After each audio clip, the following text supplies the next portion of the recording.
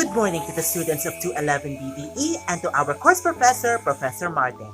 My name is Mr. Zach Itiatas, and today I am going to share to you the learnings and insights that I have gained from the webinar, which is entitled Enriching Spirituality Through Reverence for the Elderly. I hope my learnings and insights can help me to become a future values education teacher. Are you ready to listen? Let's get it on. What are the insights that I have gained from the webinar? I have learned from the webinar entitled Enriching Spirituality Through Reverence for the Elderly that there are certain Filipino family values that can be developed and practiced when we are tending care to our fellow Filipino elderly family members. Because we treat the elderly as the source of wisdom and family togetherness that strengthens the bond of family members.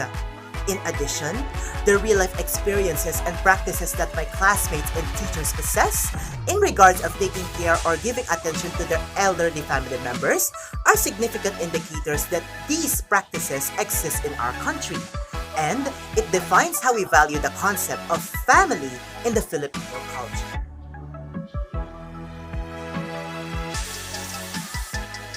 What are the two surprising facts that I have gained from the webinar? The first factual information I have gained is that the concept of loob or inner in the English language tells us that the practices of treating the elderly with care allows us to develop Filipino values that focuses in the strengthening goodness of the inner self of Filipino people. And it provides us the information of how to define the culture of Filipinos in terms of family togetherness. The second factual information I had gained is that every individual has a personal roadmap to follow and dedicated to pursue for the sake of finding one's purpose, dedicated to the will of the Almighty, and for the sake of the community towards common good.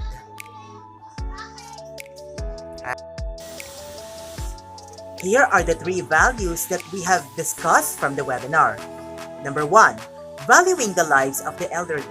The webinar shares the important set of Filipino values that will enlighten its audiences of how we perceive the idea of treating the elderly as part of our family and community, and what contribution can they provide to solidify the notion that we must have philosophical, cultural, political, economic, and moral or spiritual aspects or grounds to acknowledge their presence as part of the Filipino community.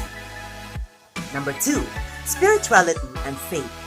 The webinar provides emphasis that the values we gain from tending the elderly with care can provide direction towards our perspective of a healthy definition of spirituality and faith, and how can both values that are part of our Filipino essence improve our well-being as a rational human person. And last but not the least is family togetherness. The webinar emphasizes the significance of family togetherness due to the fact that elderly plays an important role of keeping the relationship or bond of Filipino family members in the household setting, as though they are source of wisdom of why family is an important aspect of every single Filipino in our community. What are the 4 commitments that I can commit in terms of the application of the learnings from the webinar? Number 1, as a values education teacher, I must have the confidence and willingness to provide basic information of the role of the elderly to the formation of Filipino family values for the future learners, as though its significance is immeasurable and inevitable. Number 2, as a values education teacher as well, I need to teach students how to treat the elderly with care and gentle manner, as a practical approach towards practicing values that will strengthen morality and good character.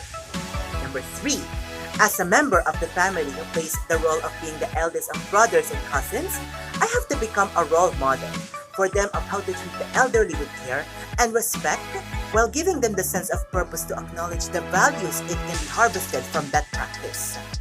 And last but not the least, as the future husband and father to a family that I will procreate, if ever that will be part of my life plan, I will become their primary educator to promote these Filipino family values that will improve their perspective of how to treat the elderly and how it will strengthen their spirituality and character.